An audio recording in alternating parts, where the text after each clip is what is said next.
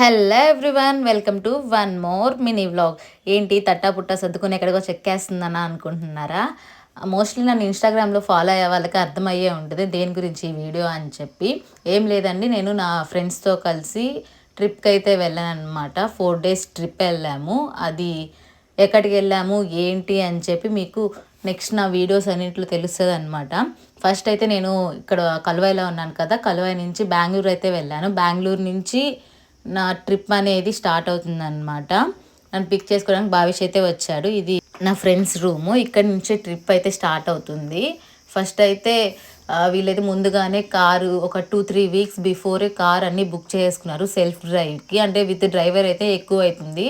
ఇవి మనమే డ్రైవ్ చేసుకుని కొంచెం కంపేర్ టు విత్ డ్రైవర్ ఇది తక్కువగా ఉండు. సో మేము సెల్ఫ్ డ్రైవే తీసుకున్నాము.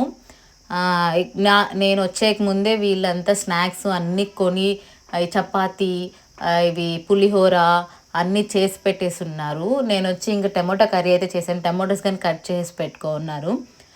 అంటే బయటకి మళ్ళీ ఆపి ఆపి మనకి ఏమైనా తినాలంటే అట్లా టైం వేస్ట్ అని చెప్పి ముందుగానే తీసి పెట్టుకున్నారనమాట. ఇంకా ట్రిప్ అనేది ఎక్కడికెక్కడికి వెళ్తున్నాము అని చెప్పి ఈ వీడియోలో చెప్పట్లేదు. నేను నెక్స్ట్ వీడియోస్ అప్లోడ్ చేస్తాను. ఆ వీడియోస్లో చూడండి తప్పకుండా. నెక్స్ట్ వీడియోస్ అన్నీ పెద్ద పెద్ద వీడియోస్ అయితే అప్లోడ్ చేశాను. వ్లాగ్స్ లాగా మినీ వ్లాగ్స్ అయితే అప్లోడ్ చేయను. ఎందుకంటే మినీ వ్లాగ్స్ అంటే చాలా చాలా వీడియోస్ అప్లోడ్ చేయాల్సి వస్తుంది. ఇది పెద్ద వ్లాగ్ అయితే Day 1, Day 2, Day 3 అని అయితే పెడతానమాట. మిస్ అవ్వకుండా వీడియోస్ అన్నీ చూడండి, చాలా మంచిగా ఉంటాయి. అంటే నేను ఏ ప్లేస్కి వెళ్ళాను అన్నీ మంచిగా అయితే డీటెయిల్స్తో పాటు అన్నీ చెప్తానమాట, మిస్ అవ్వద్దు. మేము ట్రిప్కి టోటల్ 7 members అయితే వెళ్ళామన్నమాట.